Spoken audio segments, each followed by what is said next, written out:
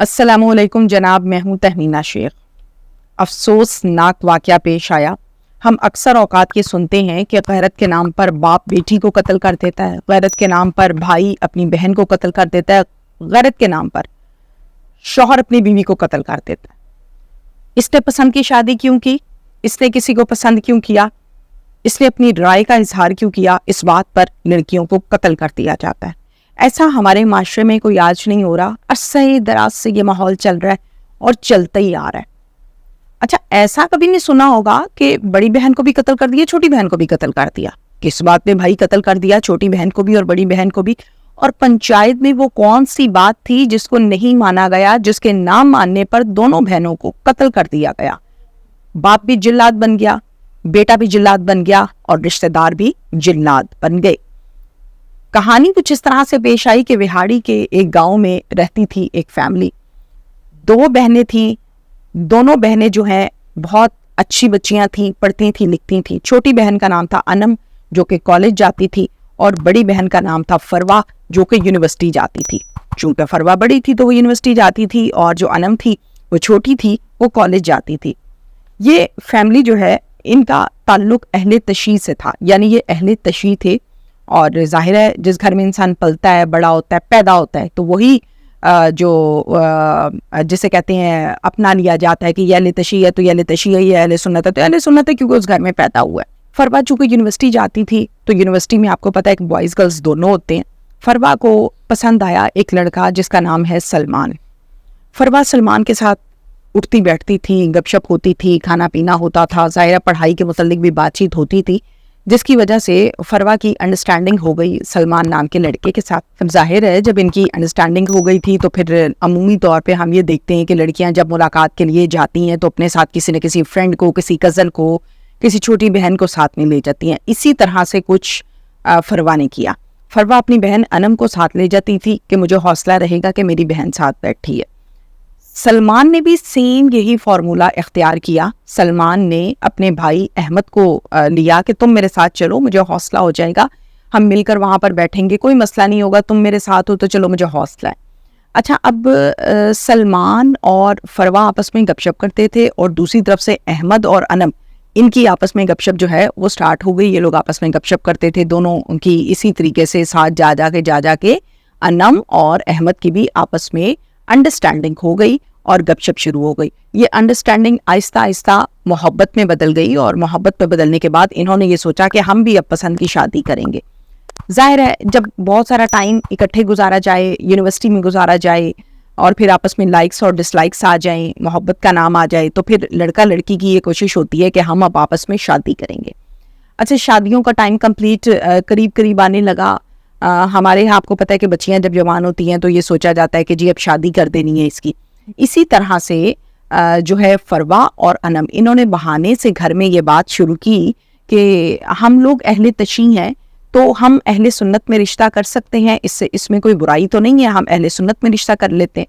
تو جس کا جواب گھر والوں کی طرف سے یہ کہا گیا کہ تمہارے باپ نے تمہیں قتل کر دینا ہے، لیکن تمہارا رشتہ کبھی بھی اہل سنت میں نہیں ہو سکتا، اہل تشیع میں ہوگا۔ پیسہ کم ہے، پیسہ زیادہ ہے، وہ ایک الگ سلسلہ ہے، وہ ایک الگ بات ہے، چاہے غریب ہے، لیکن کرنا ہم نے اہل تشیع کے اندر ہے، ہم اہل تشیع سے باہر تمہارا رشتہ نہیں کر سکتے۔ تو اس قسم کی بات چیت ساری ہوئی، جس پر لڑکیاں بہت پریشان ہوئیں، اور لڑکیوں نے ظاہر ہے یہ سارے کا سارا معاملہ جو ہے وہ اپنے اپنے پسند کے لڑکوں کے ساتھ یعنی سلمان اور احمد کے ساتھ ڈسکس بھی کیا، اور انہوں نے کہا کہ یہ تو تم سوچنا بھی چھوڑ دو کہ ہماری تمہارے ساتھ شادی ہوگی۔ ان لوگوں نے چاروں نے آپس میں بیٹھ کے پلان کیا بنایا، سلمان اور احمد، ادھر سے فروا اور انم، یہ بھاگ گئی ان لڑکوں کے ساتھ، اور جا کے انہوں نے کر لی شادی، یعنی نکاح کر لیا۔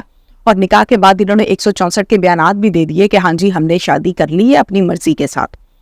اب کیا ہوا، گھر والوں کو جب پتا چلا تو گھر والے اس پر بہت آگ بگولا ہوئے۔ ایٹ دا اینڈ ایک پنچایت بیٹھی جس کا ذکر میں نے اس ویڈیو کے آغاز میں آپ لوگوں کے ساتھ کیا۔ پنچایت میں یہ ہوا، پنچایت سے یہ کہا گیا کہ انہوں نے بہت غلط کیا ہے ہمارے ساتھ، ہماری بچیوں کو بھگا دیا ہے، ہماری عزت برباد ہو گئی ہے، رول گئی ہے، پورے گاؤں کو پتہ چل گیا ہے، تو اب ہم یہ چاہتے ہیں کہ یہ جو ہیں یہ اہل تشیع ہو جائیں۔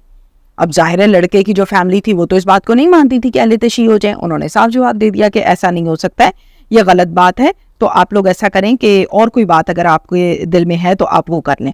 اچھا, اس کے ساتھ ساتھ انہوں نے ایک اور پھر پنچایت نے یہ فیصلہ کیا کہ امام جو ہے وہ امام ضامن باندھ لیں, جس پر انہوں نے کہا کہ ایسا بھی بالکل نہیں ہوگا, ہم نہیں باندھ سکتے, جو ہم ہیں وہ آپ کے سامنے ہیں. لڑکیاں آلریڈی بیان دے چکی ہیں کہ انہوں نے اپنی مرضی سے یہ ہوش و حواس میں نکاح کیا ہے ہمارے ساتھ, اور کوئی بات کرنی ہے تو آپ کریں.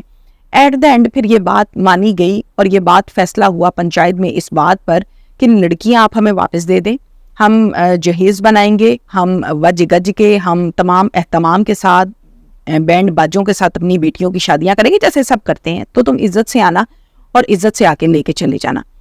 اس بات پر لڑکیوں کو واپس کر دیا گیا اور اس بات کو پنچایت نے مان لیا. اب لڑکیاں جب واپس آ گئیں تو ان کو بٹھا کر خاندان پورے کا بیک گراؤنڈ بتایا گیا, بیک گراؤنڈ سمجھایا گیا, اہل تشیع کے حوالے سے تمام گفتگو کی گئی, وعدے کیے گئے, قسمیں دی گئیں کہ تم لوگ باز آ جاؤ, یہ ہٹ جاؤ. لڑکیاں جب کسی طور پر بھی اس بات پر راضی نہ ہوئیں اور انہوں نے کہا کہ نہیں ہم اس بات کو بالکل بھی نہیں مانیں گے, تو ظاہر ہے آپس میں گھروں میں جھگڑا شروع ہو گیا. ایٹ دا اینڈ کیا ہوا کہ باپ نے رشتہ داروں کے ساتھ مل کر ان لڑکیوں کو فائر مارے, گولیاں ماری اور ان کو قتل کر دیا. اتفاقاً اس ٹائم پولیس بھی گشت پر تھی. پولیس نے جب فائرنگ کی آواز سنی تو وہ فوراً سے اس گھر کی جانب بھاگی. جب اس گھر کی جانب بھاگی تو آگے جا کر دیکھا کہ 2 جوان لڑکیوں کی ڈیڈ باڈیز پڑی ہوئی ہیں اور وہ خون میں لت پت ہیں. یہ ماجرا کیا ہے؟ جب پولیس نے پوچھا کہ یہ کس نے گولیاں ماری اور یہ کیا معاملہ ہے, تو ان کو بتایا گیا کہ یہ مسلک کی وجہ سے قتل ہوا ہے, جبکہ معاملہ کچھ اور تھا.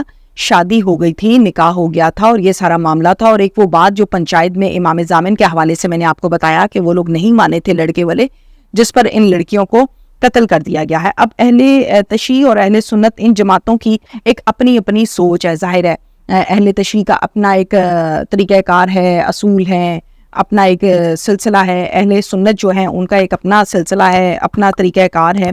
مگر ہم بات کریں جب اہل علم کے حوالے سے, تو اہل علم اس پر بہتر رائے دے سکتے ہیں. میری ناقص العقل اس قابل نہیں ہے کہ میں اس کے اوپر رائے دوں, اور نہ میں کوئی اسلامک اسکالر ہوں, لیکن میں اس پر بات ضرور کروں گی کہ جو قتل کر دیا گیا ہے ان لڑکیوں کو, وہ قتل کسی طور پر بھی جسٹیفائڈ نہیں ہے.